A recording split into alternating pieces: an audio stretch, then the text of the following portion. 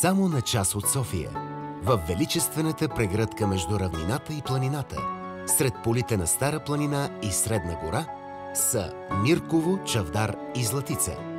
Ела, виж щедростта на природата, изрисувала величествен планински пейзаж и потъни в вековната история.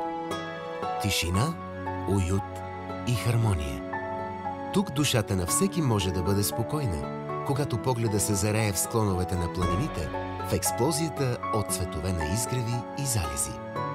Тук минало, настояще и бъдеще са в пълна и естествена хармония. Ела с любимите си хора, открий пътя към вечността. Непознатото Средногорие. Ела и ще се върнеш.